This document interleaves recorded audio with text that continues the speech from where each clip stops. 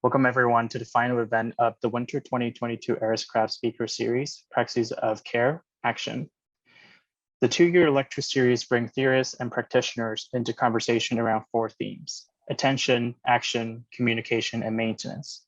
Tonight's event is called Living with Water with speaker Kongjian and Alpa Nawre, moderated by Jane Hutton. Before starting the introductions, I would like to bring awareness now to the land on which we live, work, and gather. Acknowledging the University of Waterloo School of Architecture is situated on the Haudman Tract, the land promised to the Six Nations that include 10 kilometers on each side of the Grand River. The land promised to the Haudenosaunee of the Six Nations of the Grand River and the traditional territories of the Anishinaabe, Arawanaran, Chippewa, Haudenosaunee, and the Wendat people. This two-year series is dedicated to Professor Andrew Levitt, who we lost last year. Through his time at the school, Andrew enacted care both in his teaching and his presence. Andrew Levitt was an extraordinarily kind and caring mentor and friend for many of us in the school. Through his teaching, he inspired confidence in the students and encouraged trust and play that allows the students to curiously explore the inner world as an essential aspect of shaping the outer world. Our communities missed him greatly, and tonight we celebrate his legacy of designing with empathy. I would also like to take this chance to say thank you to the Lecture Series Committee for organizing this event, including Tara Bissett, Adrian Blackwell, Amanda Dutnick, Preetha Arula Nithan, Julie Dring, Jellico Fonseca, Mary Paul McDonald, Mayuri Paranthahan, Brenda Reed, Beth Vince, Wendy Gan, myself, and Victor Sagabe. Thank you, Julia Nakanishi, for designing our beautiful posters, and for Ariscraft for funding the lecture series and making tonight possible. Now it's my pleasure to introduce our moderator of tonight, Jane Hutton. Jane is an associate professor at the University of Waterloo School of Architecture and also a landscape architect with a research focus on the expanded social and ecological relationships through the act of building. One stream of Jane's work that connects with tonight's topic is her examination on the movement of material as they pass from production landscape to design construction through demolition, disposal, or reuse. Over to you, Jane. Thanks, Joel, and thanks everybody for joining tonight. It's kind of like a chilly night here in Toronto, where I am, and it's been raining and snowing. Snow is melting, and it smells like mud, and plants are swelling. And I hear the maple sap is flowing too, and everyone's starting to kind of like come out of there, out of our interiors. And this is kind of making me think about the fact that, as Anuradha Mather and Dilip Dikuna wrote so beautifully, that this is a rain terrain, that that we should not see water as a kind of fixed blue line, but instead to really understand how water is everywhere, how it's the basis of life, shaper of land, a precious and politically contested being, and a matter of joy and culture. And so for this event, which is called Living with Water, we have two distinguished speakers that have, I think, really helped us see water everywhere, and they offer extremely intelligent and critical models for designers. So it's a huge joy to welcome and introduce Kongjian and Alpa Nawre. It's an even bigger joy and treat that they're here talking together with each other and all of us. They are both innovative landscape architects, inspiring and generous teachers, and real committed advocates for change that desperately needs to happen. In different ways and contexts, their design and research have brought water access and water quality to the forefront for landscape architecture. They advocate for more ambitious and equitably focused, water-focused community, urban, and regional planning. And fitting with this Praxis of Care speaker series theme, their work really speaks about respect for culturally specific water knowledge and for water on its own terms, even without us. Kongjian is professor and founding dean of Peking University College of Architecture and Landscape, and founded the globally acclaimed firm Turenscape. And if you've been following landscape architecture over the past 20 years, you've seen it change, transformed by what Turenscape has designed and built. So many groundbreaking projects throughout China, from Huten Park in Shanghai to Minghu Wetland Park. It's really impossible to overstate I feel like I don't need to even say this, but it's impossible to overstate how important this work has been, both as precedent for students and practitioners and policymakers. These projects are infrastructural, making space for water absorption at the scale of large cities, but they also help us as individuals actually connect to water and really kind of feel it and experience it and kind of get to understand why it's so important. Alpa Nawre is assistant professor of landscape architecture at the University of Florida. She's also the executive director of Critical Practices, which is a nonprofit based in India that works with marginalized communities and local governments in rural areas. And they work together to address water scarcity, waste management, and the needs for public facilities. And they do so in order to empower communities. In a 2016 Landscape Architecture Foundation declaration, Alpa made a very powerful intervention, challenging designers to direct their energies and skills to designing for water equity and access around the world. I think it was pretty game-changing. And her scholarship on vernacular water infrastructure systems in India has been published in many excellent journals and venues. And I also want to point out that she edited with Carrie Klaus an excellent issue of JAE, the Journal of Architectural Education, on water and design, which is a kind of important starting point for anyone interested in these issues. So I feel extremely lucky that they're both here to speak with us. And I think also that this timing is very auspicious because Tuesday was World Water Day and tomorrow is the global climate strike. And students are walking out of school to demand powerful climate leadership and accountability of politicians, corporations, and other institutions. And you can meet in the Waterloo Town Square at 12 o'clock tomorrow with lots of people, hopefully. And so we're seeing, privatization of water. We see boil water advisories in nearby First Nations reserves.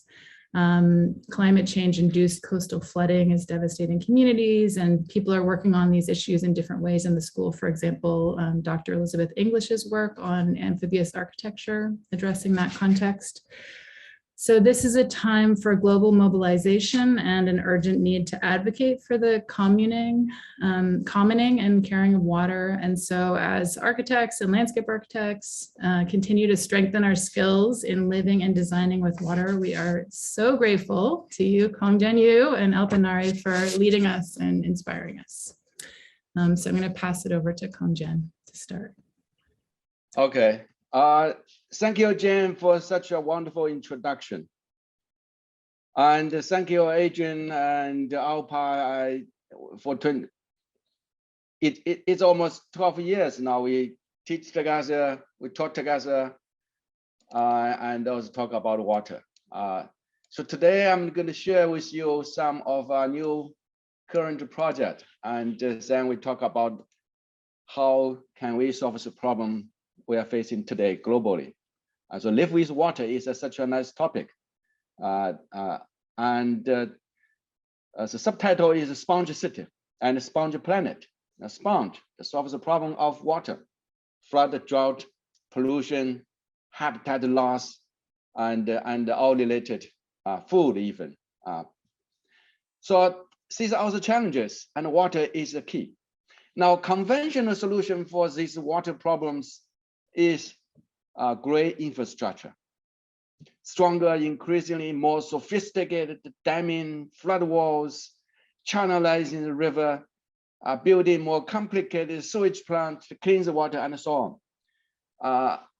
We know that these fail because in China, 60% of cities get flood every year. So stronger and more sophisticated concrete infrastructure cannot solve the problem. In addition, such kind of great infrastructure consume huge amount of concrete and energy, lacks resilience, and often accumulates higher risk of disaster. When you build a dam, you actually accumulate risk.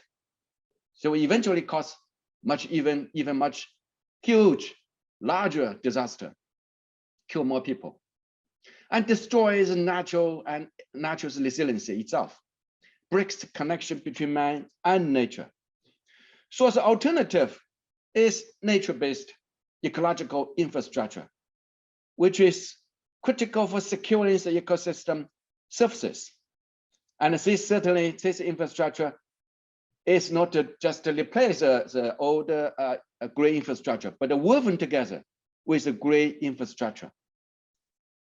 Water is a key to such kind of ecological infrastructure, and a city built on water-centered ecological infrastructure is called a sponge city.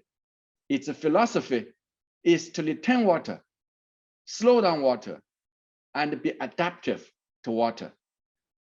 Now these are totally opposite to the conventional solution of gray infrastructure. So the conventional solution is to build a big reservoir to accumulate water, and it's a channelize the river to speed up the water, and to build a flood wall fight against water.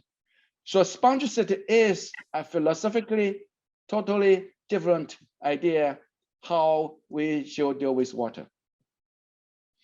And the sponge cities are inspired by the ancient wisdom of farming and water management that use fairly simple tools to transform the global surface at a vast scale in a sustainable way.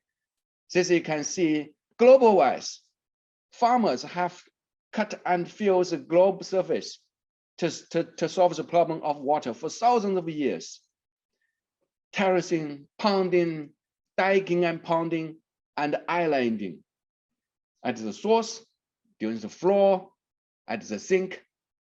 These are the solutions we almost forget because we have the very powerful concrete and machineries. So for over 20 years, we have tested and built over 500 projects in more than 200 cities and developed several replicable models for healing the land at various scales. Flood, for example, in China, every year, $20 billion is invested to control flooding by building dikes and flood walls. But at the same time, 100 billion get lost every year to flood. So we have to end this kind of never-ending war. Now, the nature-based solutions, the ecologically designing of the river system can solve the problem. This is the case in my hometown in Zhejiang's Jinhua city. We actually remove concrete flood wall and terracing the riverbank and create a resilient river system to adapt to the monsoon climate. Now, this is a riverbank by removing the concrete flood wall. The result is a more resilient city and more resilient river system. Here's a 100-year flood, this 20-year flood. So particularly in adapting the changing climate, because we are always facing changing climate in the monsoon region, in China, India, Malaysia, Indonesia. Now we are talking about climate change, and these regions always have climate change. So adaptation is the only solution we face in the climate change. Stormwater management is another big issue. Over 65 cities in China suffering urban inundation because of a monsoon season, monsoon climate. So inspired by terracing, ponding, islanding, very simple tools, we create sponges, green sponge in the middle of the city. In this case, it is a tropical city in South China's Sanya city. Not only solve the problem, but we also have to deal with habitat, create islands for birds and skywalk for people, and those all adapt to the flood. So this is a rendering. You can see the terracing, ponding, diking, and also islanding. We create about 1 square kilometer size green sponge in the middle of the city, which was suffering flood, urban flood. Only just 3 years, we virtually solved the problem, and also increase the property value surrounding this area. You'll see people love this place. And this is islanding in the middle of the lake. These banyan trees, it not only standing in the water flow, but also absorbs the nutrient. This is just 3 years later. And this is today, you can see skywalk above the islands, above the forest. Now, this is a comparison in just 6 years from before and after, how the city got dramatically changed and how the city got developed. You see, so property value tripled, even quadrupled, tripled, and 300 times as much as compared to 5 years ago. And this is a comparison, 2014, 15, and 2020. You see how much this area get developed, at the same time, how much the urban flood got solved. Climate resilience. So we are talking about this stronger and more powerful flood. How can the city solve the problem? This is a new project in China's Yangtze River area, Nanchang City. And the site was urban coal ash dump, very misused landscape.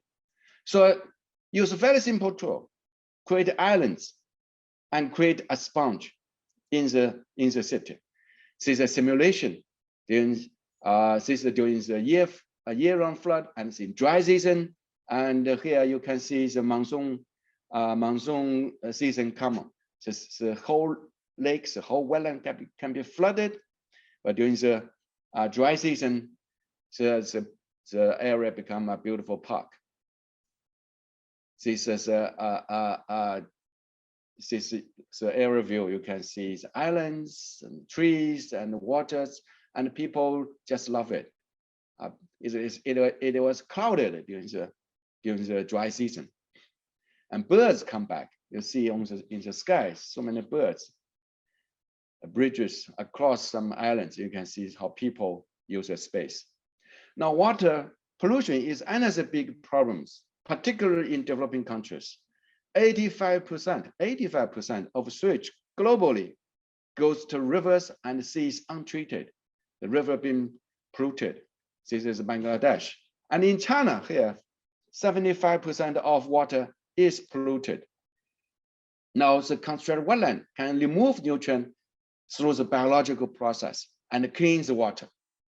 This we have done about 20 years ago, but today we have go to more extreme. Here is a Handan wastewater cleansing terraces in North China's Hebei province. This was a site, a dump, urban dump. So inspired by terracing rice paddy in southwest China, we are terracing the dump and create a water cleansing system. 3 kinds of wetland is applied, integrated together. So submerged, the surface flow, and the pond system create a water cleansing system. This is a scale, you can see the project. And we clean the water from the nutrient rich, and then discharges the water to the wetland nearby and recover the wetland. It's a big wetland here, about half a mile in dimension. This was the site. This is the project. In just 1 year, we virtually create a water cleansing system, at the same time solve the problem of urban solid waste, a dump. This is a different kind of wetland system. You can see terraced pond, submerged pond, surface flow pond, and the surface flow terraces. And this has become a learning center, producing data. So data can be now used for design. This is the result we have observed. You can see how the water gets cleansed, the nutrient, the nitrogen, the phosphorus can be removed by this process. Now, this can be an effective solution for large scale water issues. Imagine 700,000 square kilometer in size. The Bohai Sea in China, the Bohai Sea. The sea is polluted like that. The whole ocean become a dead sea now. So we use this as a pilot project, you know, to actually creating a sponge coastal shoreline and removes the nutrient. This is the result, and the result become actually is promising. What about the stronger surge, climate, the storm, the surge? Now people will build this kind of flood wall, stronger concrete flood wall. This is in Sanya City again. Sanya again. So we say, man, no, wait a minute. We don't have to do this. We can have better way. So this was a site. The wall protecting the site. You see, the strong wall. So we remove the flood wall and introduce the mangrove by this kind of very simple solutions, the interlocking, creating interlocking habitat so that the mangrove can grow faster. So it just take 3 years, you see, from the site to today, like that. So I'm talking not just about a park or a piece of land. I'm talking about the transformation of the whole infrastructure. This is in Sanya, in Haikou, in Hainan Island. Again, in Hainan Island, the tropical monsoon climate, the concrete flood controlled river system, but at the same time, pollution. People use the gray solution, dredging the river, paving the riverbed, and building higher and higher concrete wall, try to protect the city. But the river got killed, actually. The river, the whole natural system died. No fish, no biodiversity. And people just get very ugly river. So we remove the concrete, terracing the ground, introducing the idea of a sponge river corridor. And it just take 1 year to finish the construction and get 3 years to get matured. The whole green river get transformed. And we get us a really nice result. 85% of nutrients can be removed and the habitat get recovered, recycling the concrete to create islands for birds. And I'm not talking about just one river. I'm talking about the whole system, from larger scale to regional to individual city scale. A sponge system, a sponge planet. So this is the whole China. That's my imagination about how China should look like. Should be a sponge nation. And it solves the problem of flood and drought and recovery of habitat, at the same time, a beautiful nation. So we did.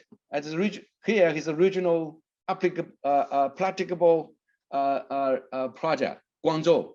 This is a sponge planning the whole city. We did this upstream, detaining water at the source and slow down the water at during the flow and be adaptive at the sink. Now this is a rendering for scaling down the rendering for the city. You see how the sponge system get imagined. This we can imagine the sponge system goes through the river, following the river goes through the city, and this is built actually.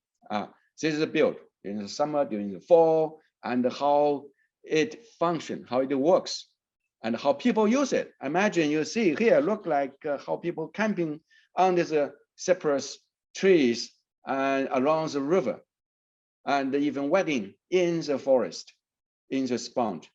So this is a whole idea about how we think about the way we should build our city, and the way we treat water and nature, and even the way we define civilization.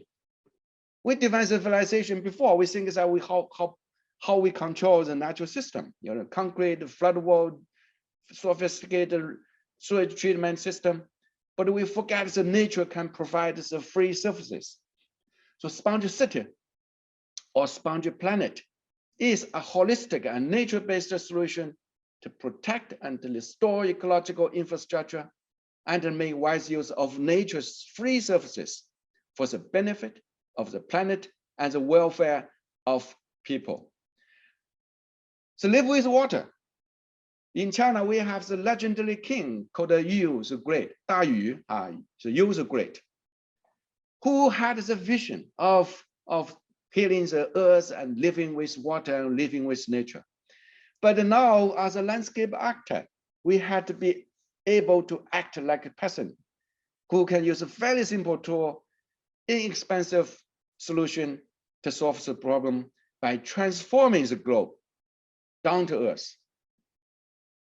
Thank you. Jen, I'm finished. Okay, thank you so much, Kongjian. That was wonderful. You can see all the clappings appearing. So we'll just move right on to, yeah, so much appreciation coming up. I don't know if you can see that. That was wonderful. So we'll move on and we'll pass it over to Alpa. Hello, everyone. Thank you so much, Kongjian. My jaw was still like slack, and I suddenly realized I have to pull myself together for the presentation. Thank you for sharing that. I'm going to now shift geographies a bit and take you to the Indian subcontinent. South Asia is a land that's governed by the Asian monsoons. It's a time of the year when the sky, the water, the land, and the stories all merge together in a way where it's hard to distinguish between what's what. We can begin to understand the Asian monsoons by some of these graphs and charts that help us understand that over 1 meter of rainfall is actually, what the precipitation metrics are, which is just distributed over 3.5 months. And so the landscape undergoes this dramatic transformation as the moisture-laden winds sweep in from the Arabian Sea.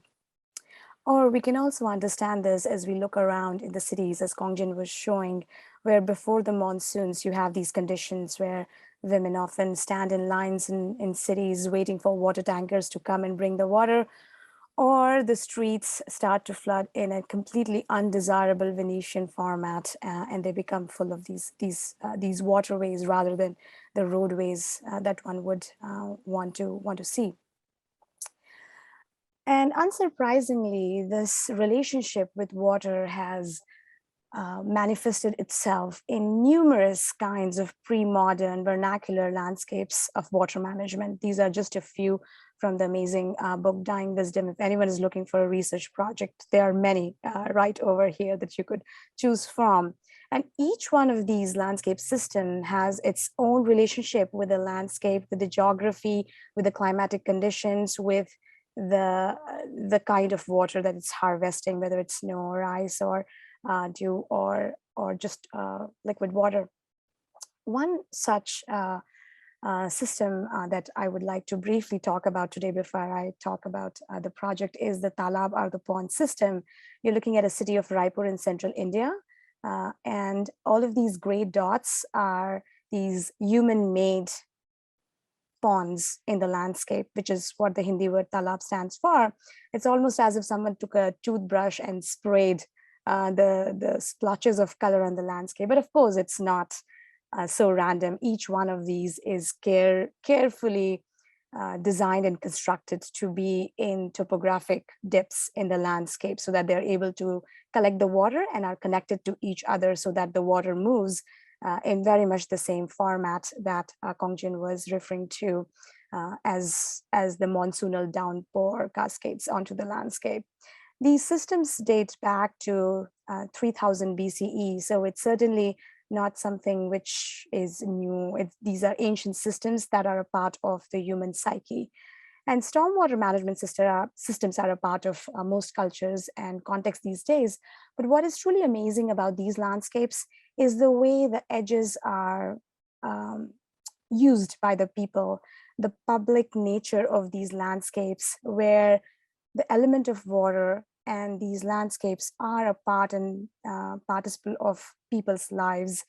These are neighborhood centers. People identify with where or which talab they live next to. They fondly give many names to these water bodies like a family member. And of course, they're used heavily still in a society which is very much divided by class dependency on these systems for the utilitarian uses, ranging from ablutions to aquaculture.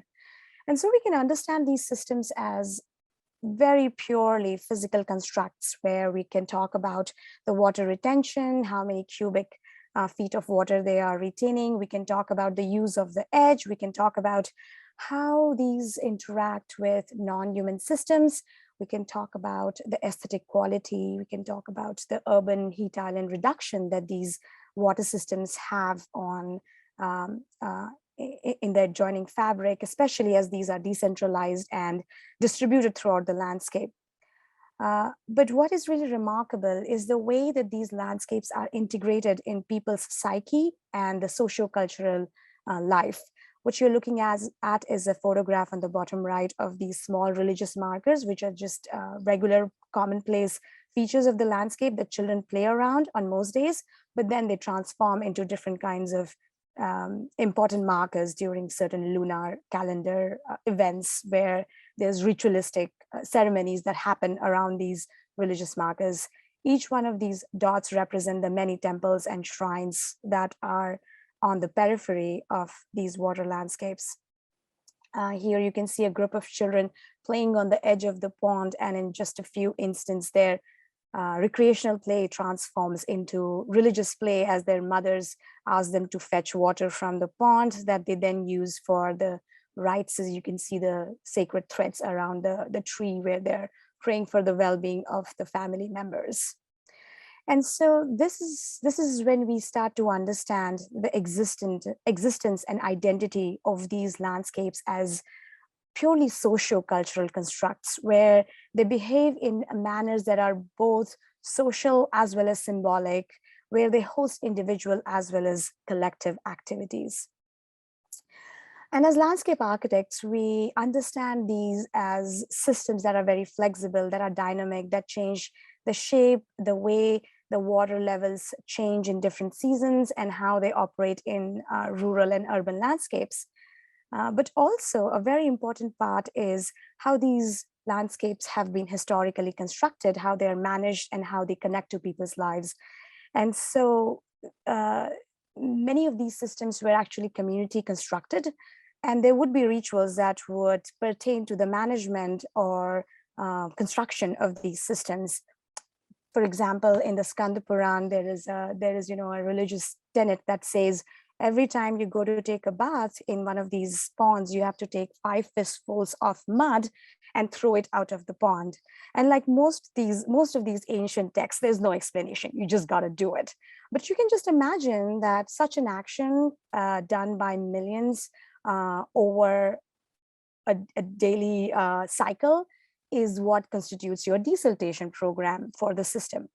Or you can imagine here on this pole that you can see on the side, which Anupam Mishra very lovingly describes in his book Aaj Bhi Khare Hain Talab, how each one of these ponds has different, they would always have poles with markings of different animals at different levels, so that when you know that the monsoonal precipitation for a year has reached only up till the snake or verse, you have to be really careful about how you use it. That is not the year to plant your water intense crops. When the water from the monsoon reaches up to a frog, maybe is when you actually go for the water intensive crops. And so the design and the use of this system was extremely flexible and responsive to changing amounts and parameters of that monsoonal year.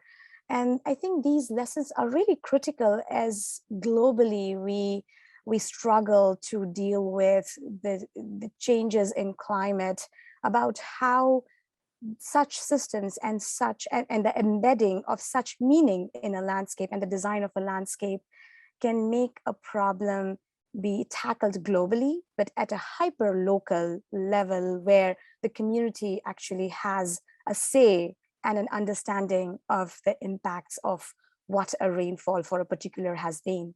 And so the conversation is not about how many feet or meters of rainfall you have, but is it at the snake level or the frog level? And that communal understanding and valuing of water in one's life, I think, is a phenomenal lesson to learn from the way these landscapes are embedded in a context, not only a context geophysical, but also socio-cultural and ecological fabric. I'll give you another example here about how the element of water manifests in people's lives here. So in Indic cultures, women and water are very closely related. Any water feature, when it is personified, it's been personified as a woman. This is a caricature of, or an artist interpretation of the deity of river Ganga.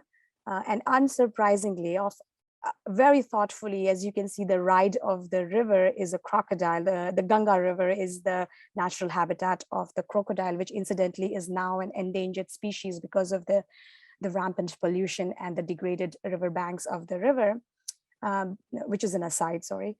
But you can begin to understand the connection to women and the rituals that are connected to people's daily lives with this particular aspect, connecting gender to water. If you look at the burden of carrying water in developing countries, 67% are women bearers and 12% are children bearers. And obviously there's a huge development cost to when children, young girls, women are waiting in line for tankers that have unpredictable schedules to show up, or when women are walking miles to fetch water to meet the daily needs. The responsibility that women have related to water also extends to the productive role related to irrigation, but there is no say in governance that the feminine gender has in matters even of water governance. And so what I'd like to briefly share with you is an example from the villages of Bangad and Mingalpur in Gujarat, where the village that the women folk used to collect water from actually ran out of water. And so the women had to go to another village, which was 12 miles further away. And so it was at that point when things had reached a level of crisis that the women folk of the village got together and said, enough is enough. We're going to just get together and make our own ponds or talab in the village. So they got together with an NGO, and this participation was received very disfavorably by the men folk of the village. Women do not step outside of the house to take action about things. And so many of the women were actually beaten by their men folk for going out to these construction sites. 80% of the labor for this particular talab was contributed by the community women. But what actually happened was, because it was such a state of crisis, that it was fine for the women to come back and being beaten every single day, but still go to the construction site and still continue to harvest the water that they so desperately needed. And in doing so, their understanding of what they are capable of and what they need to do transformed in a way that now in these villages, the women are the ones who are actually running the water governance. And so the act of actually decision-making and construction and the creation of these landscapes actually presents a tremendous opportunity to change the way that people see themselves and see their place in the world and see their agency and see what they are capable of or not, and what are the boundaries that they can push.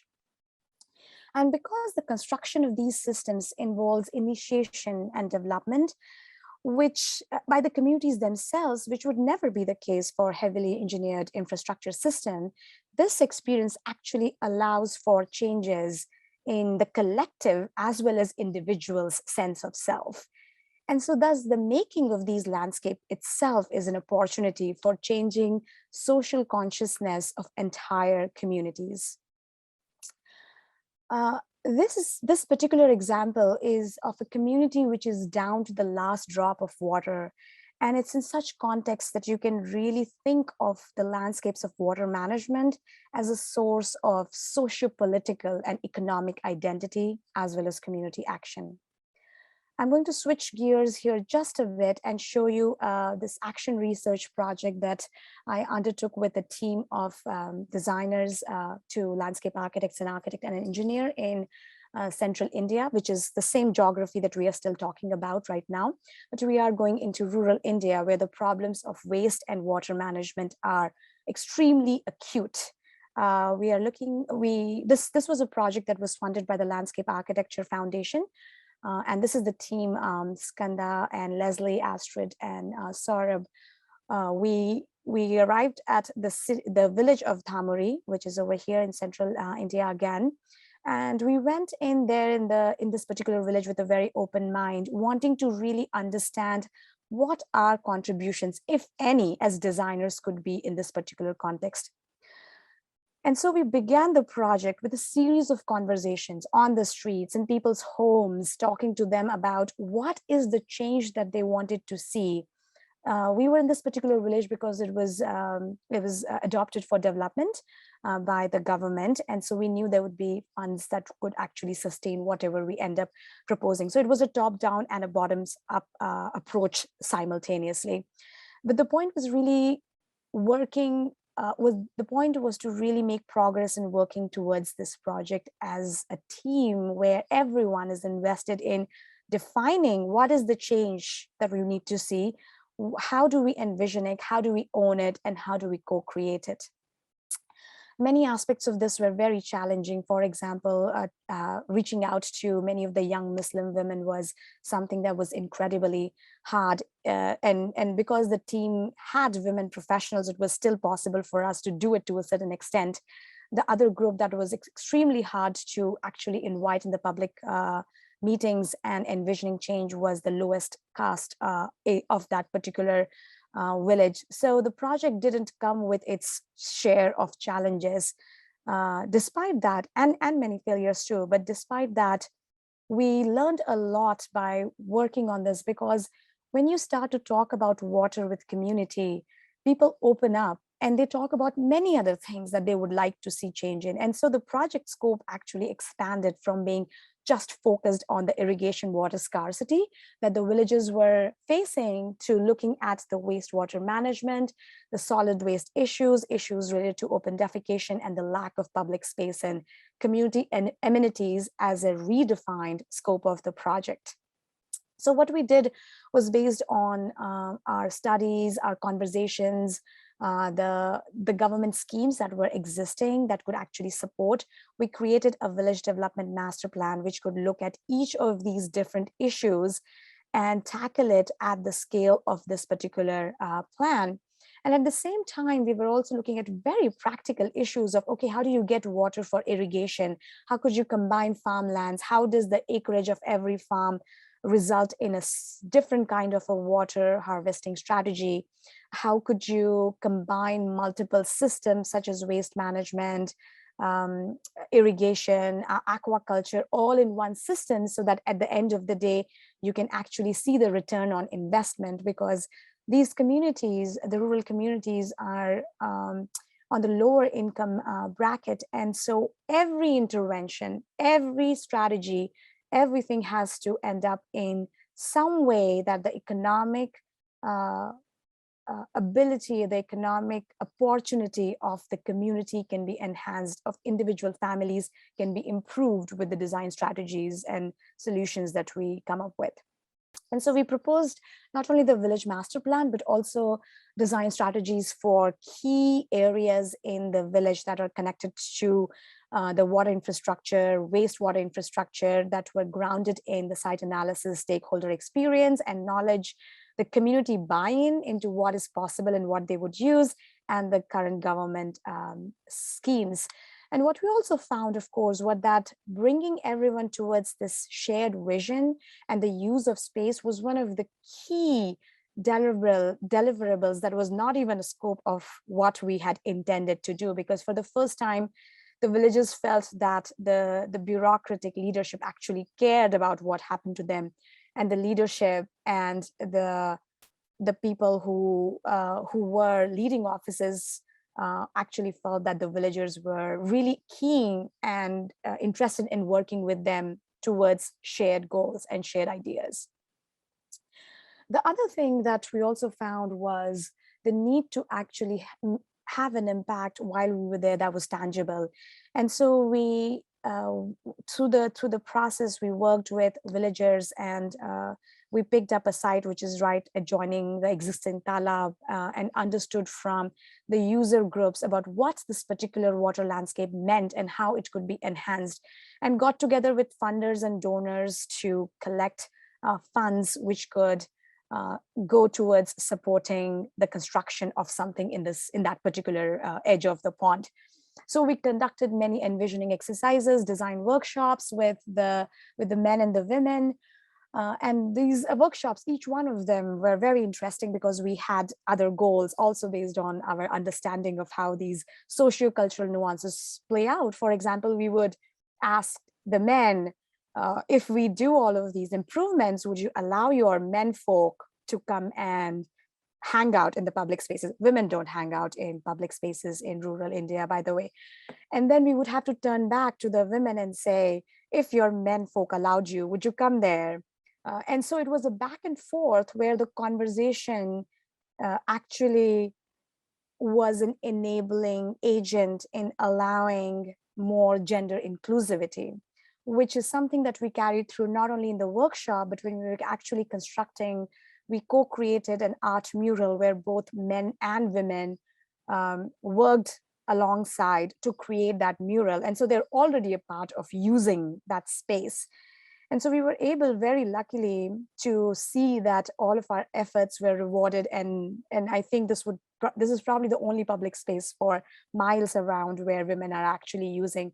By Western standard, the interventions are very minor. We got play equipment, we got an art mural, we got some tire play structures in there. But the impact on people's attitudes about the change that is possible was truly remarkable. This woman was actually, she was almost in tears and saying that she had grown up in a village which didn't have a swing, and she got married into a village which didn't have a swing. So she thought she was destined to die without ever having swung in her life. And so this was a moment for her where she was like, oh, I can actually swing in my lifetime. We also found in our post-evaluation, 6-month evaluation of the project, that some of the swings, especially these ones with the mechanical parts, had broken down because they were used all the time. They'd run through their lifetime in just 6 months because they were continuously used. And this is one of those unsolvable paradoxes of working with underserved communities where resources are very scarce, because you are fundamentally asking and answering questions like, is it better to swing once in your lifetime or to slide many, many times? Because the slides were great, there's no mechanical moving part, but the swings broke down. And there is no easy answer. There is no consensus you can build around it. Even in a democratic participatory process, there will be some people who will have an opinion and some people who won't. And you can always share and say, this is what's going to happen if we have a swing. It is going to break down. And you do the best that you can, knowing that some things are going to fail. But the smiles on the faces of people and doing it together and co-creating that change and being able to show how change is possible and to be able to work towards that goal, I think, is the reward of working in contexts where you begin the conversation with water, but the dialogue is always continuing. And so I would just like to reiterate and underline the deep connection of the development and transformation of the non-spatial relationships through design and constructions, especially related to the design of water landscapes that I have found and experienced. And so with that, thank you so much for your attention. Thank you so much, Alpa. That was incredible. I'm wondering if, so we're gonna jump, I hope you're hearing the roaring applause of the of the little yellow hands that are coming. So we're going to kind of move more into a discussion mode here. And at the last speaker series, Pennice welcomed everybody to turn their cameras on. And I just encourage everybody to do that if they feel comfortable. I know that, that's some people will just want to watch, but I think that can be kind of nice for the speakers to kind of feel like they're in a room. And also this is like an amazing opportunity to chat with brilliant people. So hi, everybody. Yeah, so I also am kind of reeling after hearing your presentations, and like having heard you both talk before, not only am I like, is my mind kind of racing, but I also feel like charged up and motivated to do a lot of stuff. And so I think, yeah, your work is inspiring, but it's also so, like so provoking. I think it really is such an important, anyways, you're just such important teachers and models, I think, for so many people. One image that's coming to my mind after taking in your presentations was the fistful of mud that you mentioned, Alpa, and then Sponge Planet. He's like to, from this completely profound idea that like everybody is doing is we're taking in the water and we're kind of part of this flow of caring of the landscape, and kind of in your talk, you really brought that to light so powerfully, how I think we can in like climate emergency mode move into power performance. It's like how many tons of carbon dioxide are we going to get, like all of this obviously very important, but I think your talk and your work really makes us think, kind of really reminds us about how impossible it is to work on those kind of metrics while overlooking the kind of like social realities and the important kind of cultural basis of places like the different kind of water bodies that you're working with. So I think one question I have is, I'm just also kind of curious about, Alpa, you mentioned how that one project, like the project changed women's involvement, kind of changed the governance or the kind of ownership, or not ownership, but maybe like I don't know what the right word is. You think you said governance over that place and the kind of caring of that water. So in some ways that's about water governance. And then Kongjian, in maybe a different scale, I'm so curious about, you've been advocating for this, the concept of the sponge city, and now you're talking about the sponge planet, which I think is so provocative and exciting. And but if you can tell us, maybe if both of you could say something a bit about governance, or like how Kongjian, if you could say more about how this idea became policy, like how did that kind of unfold in such a kind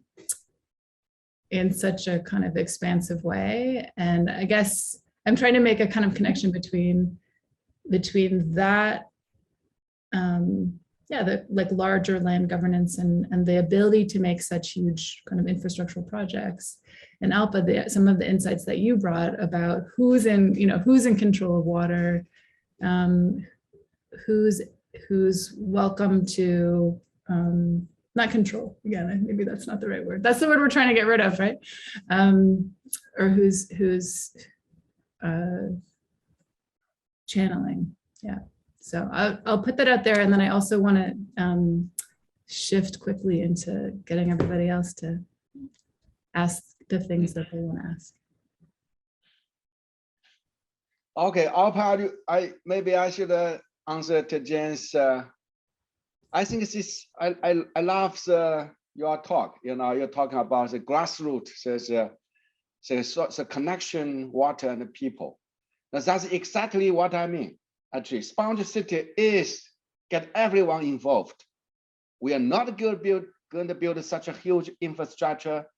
So so industrial civilization means this social, so it's a different society. It's a socialized, it's a globalization. So Alpa is talking about grassroots. So grassroots is a connection between water and individual community. Individual people connected to a water pond. Even a pond is a part of the sponge. So I think these both are connected. Social, we need a sponge society and a sponge system of water management, water governance. The problem today we are facing is we invest such a huge amount of money to build this so-called infrastructure, which actually destroys nature's resiliency, and it's the resilience of the community itself.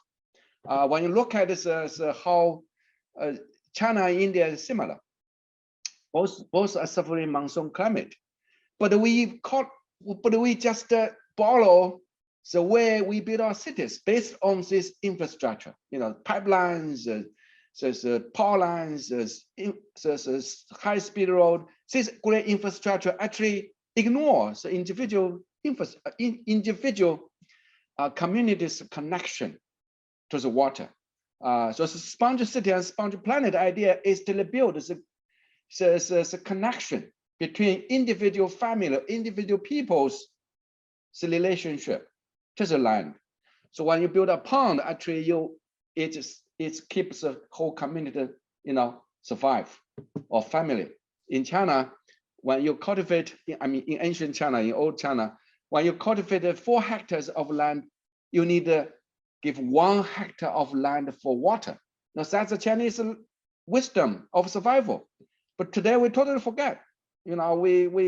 Because we are powerful, we have such a, we consume 50% of concrete of the world, channelize the river and divert water from South China to North China, and ignores the relationship of localities and local relationship to water. So that's, I think we need a fundamental change of how we, about governance of water. But answering, this one part of my answer to Jane's question. The second question, the second part is, of course, you needed to change the policy. Today's policy is against the sponge city or the sponge planet, or even the community, grassroots community interaction with water.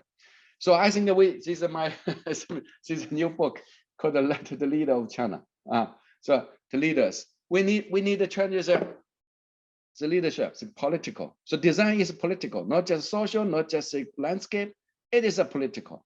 When we talk about the king want to change the world, but we have to really to down to earth, let the community work with the water. That's my answer to. Hi, Shannon, I see your face. We have familiar faces now. Thank you. Hi. Ni hao. Yeah, just hi. Yeah, ni hao. Yeah, long time no see. Long time no see. Wonderful. Yeah. Would you like me to respond, Jane, or time check? Do we want us No, to please. move? Okay. I thought it was a very profound question, I think, because in the particular case that I shared, there's a complete breakdown in governance, right? No housewife who's trying to cook for her family wants to actually go and take on the responsibility of governance in addition to everything else she has to do. And so I think there are very clear conditions with governance that we have to recognize as we think of governance of water. So there's a total breakdown of any governance where, communities just say, okay, we have to do what we need to do to get the water in here. Then there can be the governance where, as Kongjian was able to convince people and say, this is what needs to be done. And the leadership is like, yes, let's go for it. And everything is, well, I'm sure a lot of it was not working, Kongjian, but a lot of it did work enough to the point that there was able to be those kind of amazing grand projects that are truly remarkable. And then I think there's the conditions where we think that the water governance is working because we get water in our taps every day, and we don't realize the super large infrastructural footprints that the most urban cities have, even in the US here. Or you could look at conditions in many cities in India where there's always some water construction happening with some grey infrastructure. And so people are like, oh, the government is trying to fix it. And so you don't take any action in terms of the governance because you think it's in a perpetual state of being transformed, and sooner or later something will get transformed. And so I think I love your book, by the way, Kongjian. I think the letters to the leaders, I think, is a powerful way of changing the mindset of leaders. And then I think simultaneously changing the mind of leaders with changing the minds of the milieu, the cultural zeitgeist of a particular time, I think is equally important, because in many contexts, which are not extremely top down, it is what the leadership hears from its peoples is what makes changes on ground. And so I don't think there's a simple answer to the not that anything related with this is going to be simple, but I think the many shades of whites and grays and blacks and gradients along the management and governance of water that I think change based on the context and the place and the governance systems that exist in a place or not exist or don't work, even if they exist. Thank you. We've got all these people here who would like to, I'd love to open it up for questions. Joel. Hey, thank you, Alpha and Kongjian, for such amazing presentations. I guess after listening and trying to extract from like both of your presentation, one topic that I'm interested in is the scale of changes in both of your projects, while Alpha One's talking about this grassroots community individual changes. Kongjian's one is about this planetary country scale change. I wonder, for the Sponge City, was community engagement ever a problem? Because I'm trying to imagine a scenario in my head is that there in China, like this country with such rich history, there are so many cities are developed since like thousands of years ago. And if we have to implement such a big scale project in these overdeveloped city, how are people going to react to it? Like, let's say, like one of the problems for rainwater overflowing, it's like there's too much hardscape in the city, there's too much road, and there's not enough space for the rainwater to get away. And to implement the Sponge City to it, what requires constructions in these area that people use like daily, and obviously it's going to affect their daily life greatly. So I guess my question is asking, how do you balance this long-term goods that comes with the Sponge City concept with like these short-term impact that people are really going to be struggling in? No, that's a very good question. Actually, first of all, Sponge City is inspired by the ancient wisdom. You do with water, local. Certainly, also we have the modern understanding about the water, like low pack, but the Sponge City is more and more, much bigger idea how we live with water, how we deal with water, drought, flood, and the pollution together. It's a holistic solution, and it was there, like the city, for example, in China, the cities in Yangtze River Delta area or Yellow River Delta area. The city before the Industrial Revolution, before 50 years ago, for example, there was sponge cities. They all depend on nature. They depend on nature to solve the problem, all these problems. My village, in my village, it was a village of 500 people only, and we have 7 ponds in my village.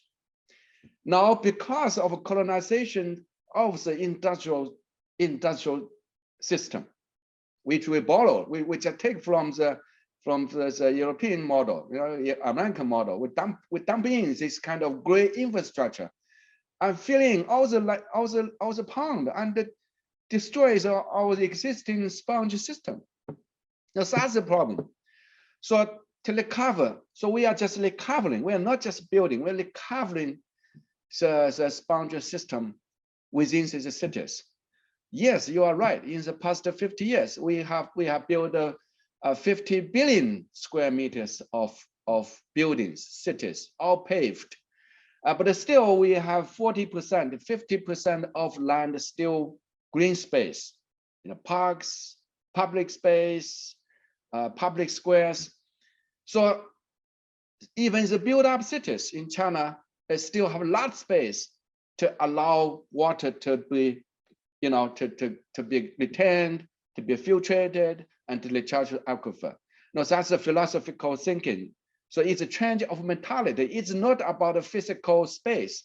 It's more about philosophy, about mentality, how we should build our cities. In addition to this 40% or 50% of space we have, the parks, community land, community gardens, even the roof, even the rooftops, we still have 30% of 20% of roof we can use for retaining water. So it is about policy, it is about the mentality change, and it is about this intellectual infrastructure, including we have to change the mentality of engineer course, for example. It is about a change of our teaching course. For example, so civil engineers have wrong ideas that say about dealing with water. Even gardening, even landscape have wrong idea about how we, in China, how we should deal with water, take care of the park. Just a couple of years ago, the code system in China say water should not allow to go, storm water should not allow to go into parks. Now that's ridiculous. So we have to change the intellectual infrastructure, the university course, the teaching course. We need a new system. So from top down to all the way. So it is about a new civilization. That's why it's a book. This is not it's a book by RIBA, by British Architectural Society. Everything needs to change. It is a revolution from industrial civilization to ecological civilization. It should be all the way change the whole system. Yeah. Thanks for the response, Kongjian. I guess a lot of it does really relies on the policy and the governance to make these changes possible. I'll pass on to the next questions. Thank you again. Alpa, did you want to add anything? Or we gonna keep going? No, Yeah. no, that's all. Thanks. Natami.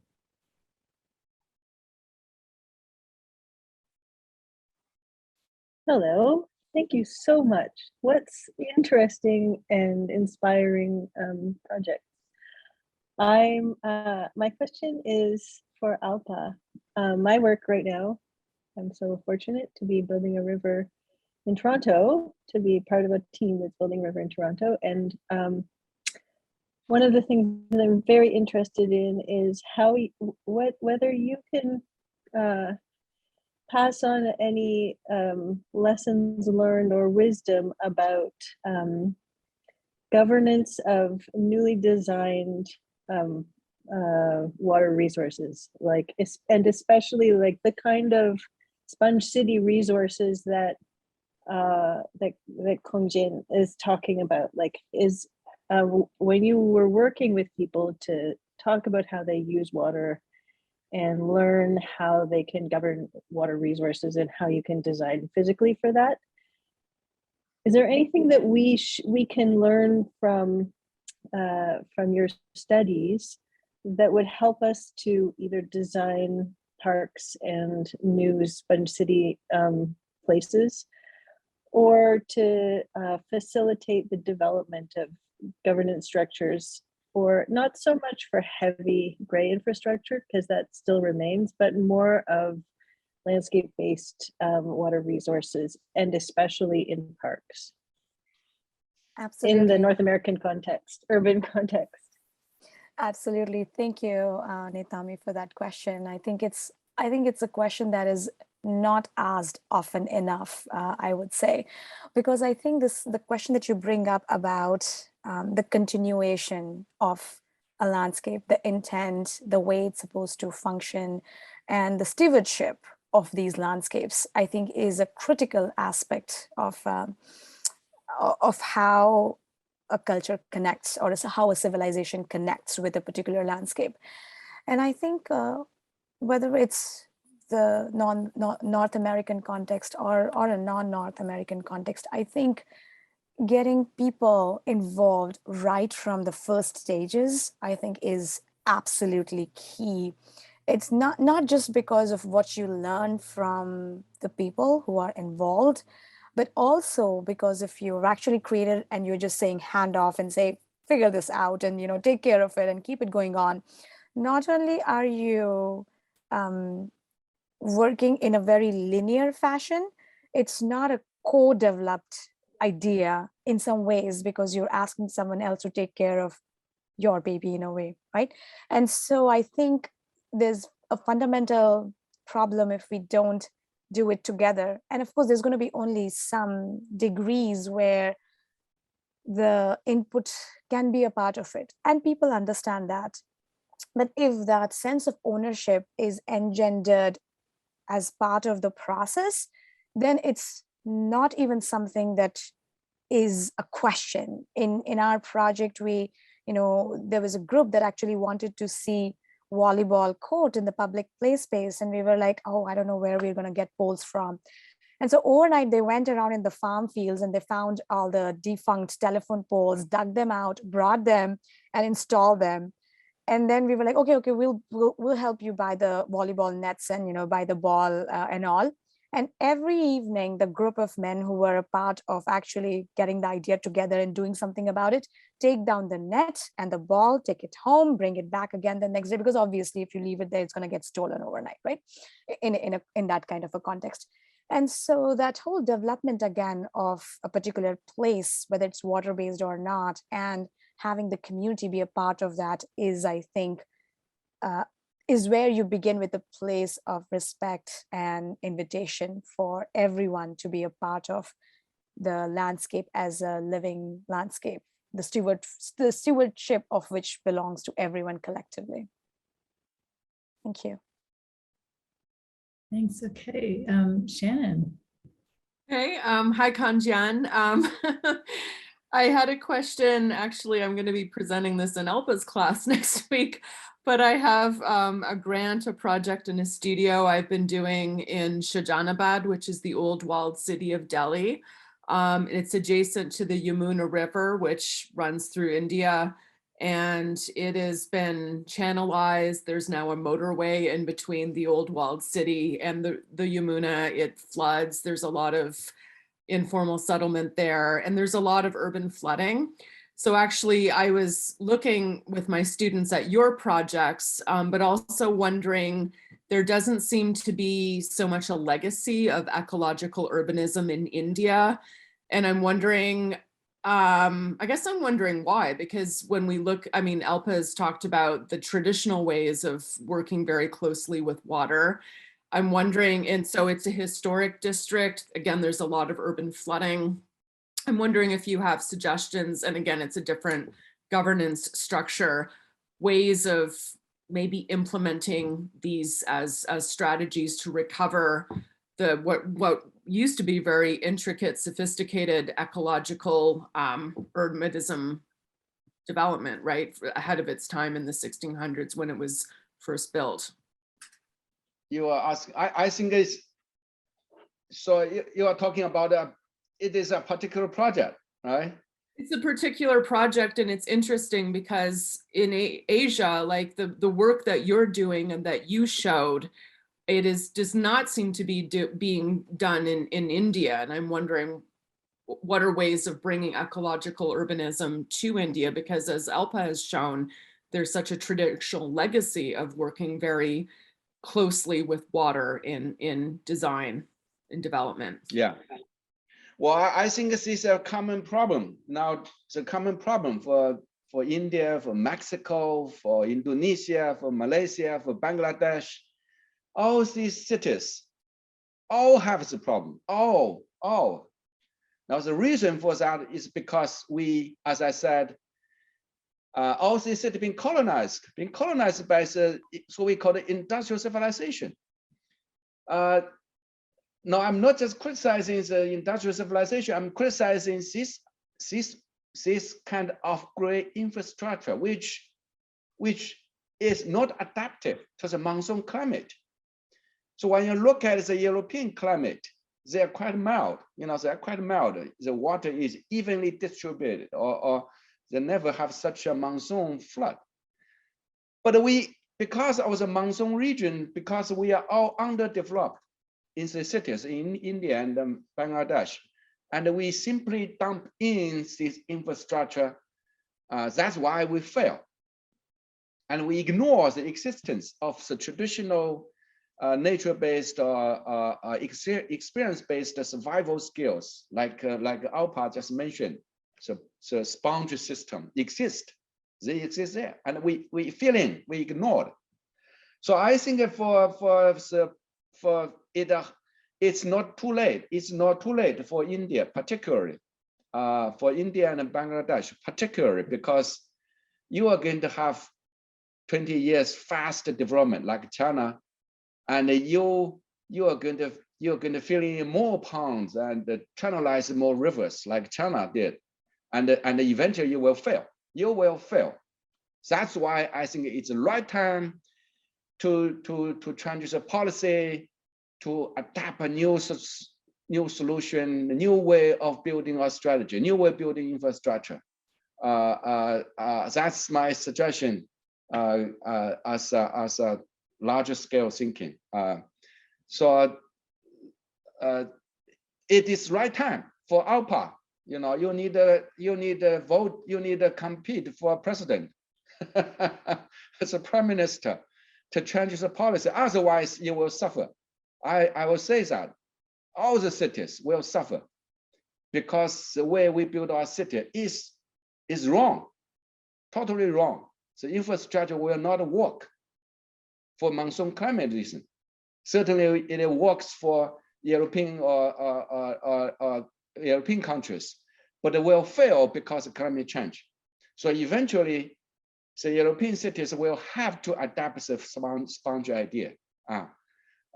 Think globally, the whole world is in shortage of water. Flood is only accounted for 30% of the water-related destruction. So more disaster come from actually drought. So when we drain away water, you actually have more series of drought, like Africa, South Africa, you already see. So more serious problem is not flood. It is run out of water. That's why sponge planet is a fundamental, I will say, I believe that it's a fundamental strategy to solve the global problems. Great. So we'll elect Alpa for president of India.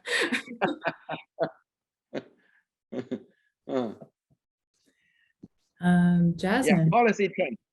Policy change is a way of building cities. I think we have to have so landscape become more important, or landscape should have a much bigger scope for practicing and for theoretical research. I think today landscape architecture is being squeezed into a very narrow professional practice, and we need a fundamental change for the profession also. I think, yes. Kongjian, sorry, did I speak over someone? I was just going to say that a lot of times there is leadership. I think, Shannon, that you'll find that actually they're very intelligent and they appreciate what you're trying to say. I think what it also comes down is to have the data to back up the channelizing of funds for the construction of a particular project. And I think that's where, Kongjian, the work you're doing with monitoring and collecting the data from those landscapes is, I think you're building that kind of a grounding where you could go to leadership and say, this actually works and this is how it works and this is the difference that it makes. And I think part of the challenge is to create enough of a data so that even if you go to World Bank and say this is not to build another dam, this is actually to create millions of ponds. And I think that's certainly an ongoing work and a challenge. And who's to advocate for these systems if not landscape architects?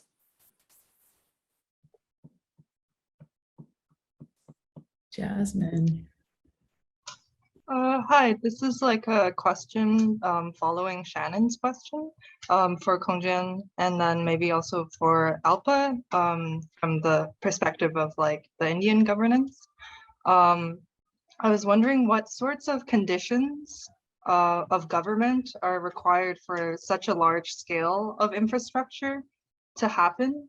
Like at a conceptual level, like you've explained it quite well.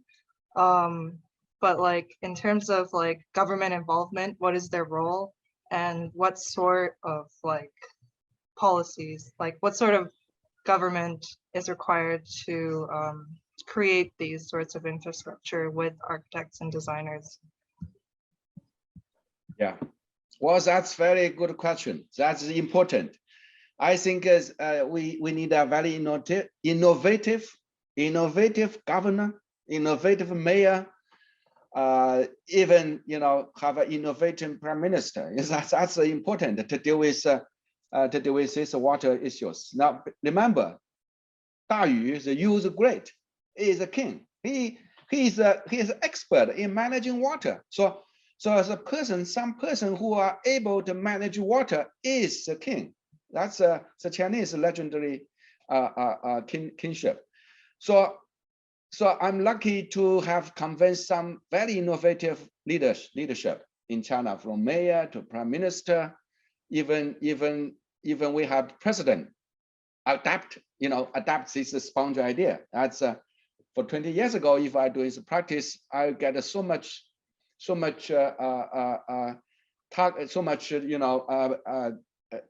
trouble, because I get attacked from the hydrological engineer, I can get attacked from the gardener, I get attacked from civil engineer.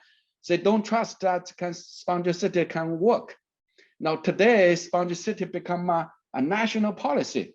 It's because we have this innovative leadership, mayors, particularly in China. So beginning from one mayor, you will a project built. Like 25 years ago, I got one mayor in Zhongshan City in China's Guangdong province, who took the leadership, who took the responsibility to adapt this idea of sponge, to remove the concrete. Now that's very risky for a political life, for his political career. But he understands that. So whenever you have one innovative mayor, you get a chance. And then people began to learn from that. The mayor come here to learn the example, that's the snowballing. I think that's whenever you have a successful project, it becomes a model. It is built successfully, it is beautifully, and it works. It works.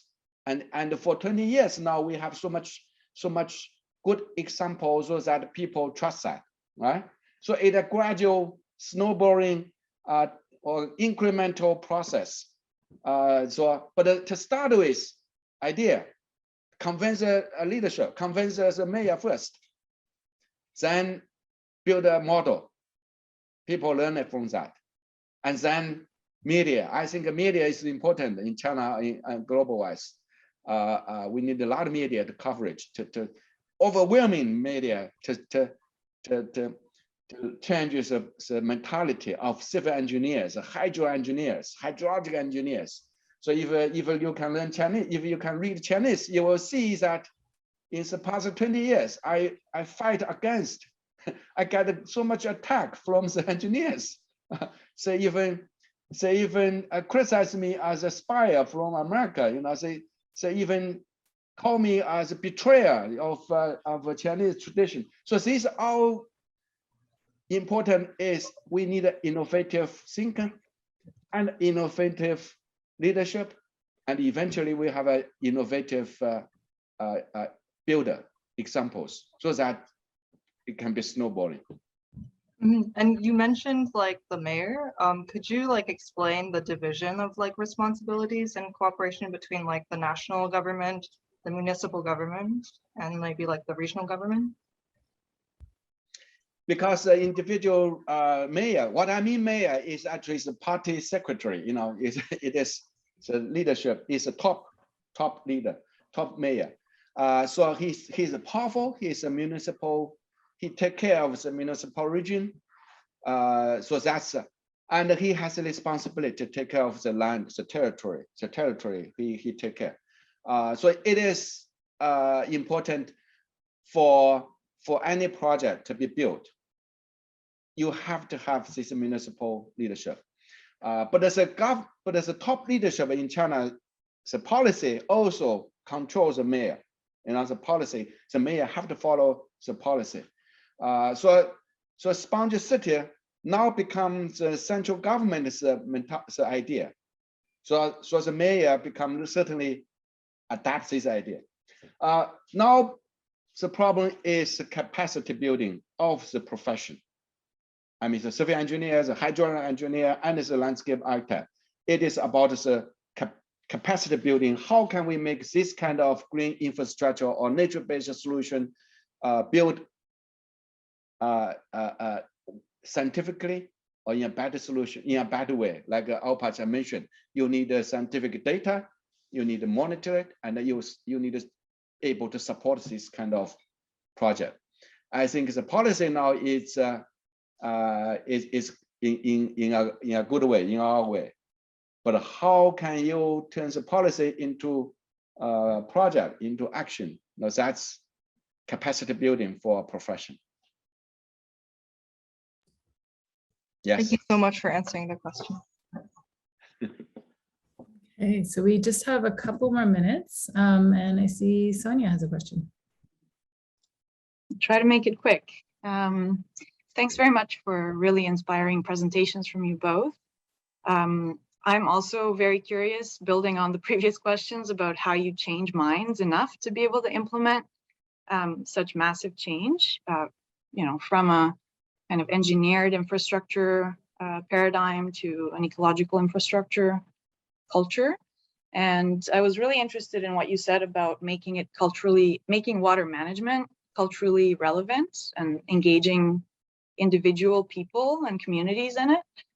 And also this idea about intellectual infrastructure. And so I'm just wondering, I'm curious if and how you've used references to traditional ecological knowledge, you know, from China's heritage, from India, to change minds of government, of leaders, and also of communities, to be able to sort of shift the culture toward ecological infrastructure and to get people to trust it, that it works, you know, that it's proven. Great question. And you're absolutely, like, you know, partly answering that by saying that, yes, part of the answer does rely in reminding people of what they already know. And that is like the landscapes that they see and the logic that they're known to work. And then I think what is, a big help is the fact that people see in a daily life that their lives are not being improved by whatever is going in. And so I think there's actually a huge need, and that people actually want to see better solutions. But there's this idea that this is the way to do it, and the tunnel vision that precludes the opening to other feasible solutions. And so I think once you go in with the expertise of, these are the systems that have worked in such and such fashion, this is the data that actually backs up and says that this is still workable now, and this is how it would work. And the fact that we are the people who can sort of like understand it well enough to be able to pull in the consultants along with our own expertise to put it together. I think that when you combine multiple of those aspects into proposals, I think people listen. I mean, at least that's what has been my experience, is that there is a need in leadership, because they also recognize that we're not really solving all the issues, or that what we're doing is like a banded approach in many ways. But then you also run into other kind of issues, which are issues about, the financing or the structuring of how funding moves through systems, right? You have a multi-million-dollar grant for a dam versus far less, which is decentralized distribution of funding. And then you start to get into more nuanced dynamics that impact decision making, which is not so easy to reason with just using the examples or the logic or common sense, or even just showing the data that shows that it changes. And I think that's where the need for having visionary leadership that can put the greater good above other personal or jurisdictional motives to actually move forward with creating something. Yeah, well, certainly I totally agree with Alpa. And the tradition, we are talking about tradition is basically pre-industrial civilization knowledge. So those are considered to be very backward, primary experience-based knowledge to build our city. By the way, I'm not saying that we should just, duplicate or replicate all this ancient wisdom or traditional knowledge.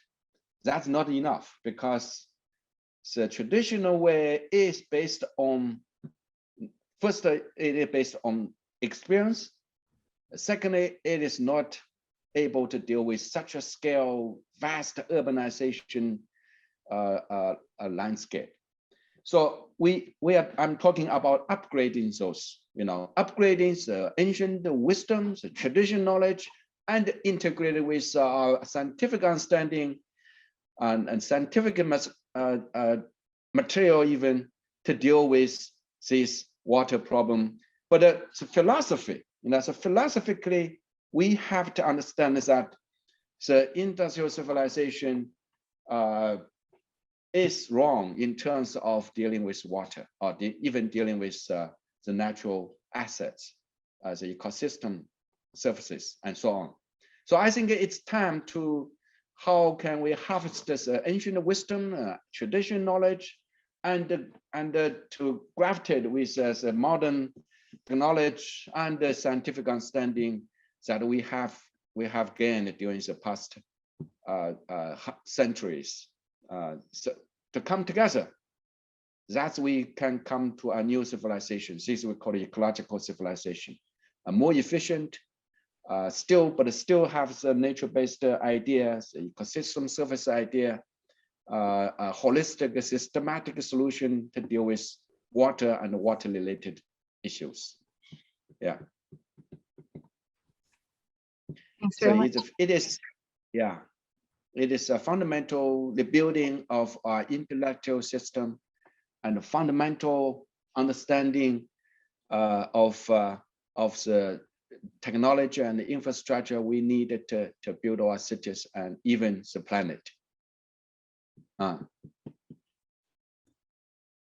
think, Yes. as always, you leave us with a lot to do, and I think a lot of energy to do it. And I just want to thank, I guess we're out of time, unfortunately, because I think this could go on. I'm sure there'd be so much to keep talking about.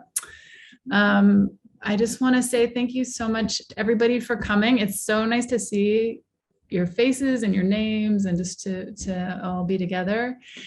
And thanks again to all the organizers of this whole series has been really spectacular, and it's all recorded. So anything that you happen to miss, go back and check the Praxis of Care series.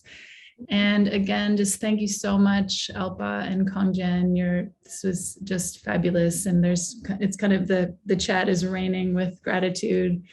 Yeah, we all have to, well, first of all, we all have to vote for Alpa. yeah, I think you've given us lots to work on and be inspired by. So thank you so much. Thank you. Bye-bye. Thank you so much. Bye, everyone. Bye.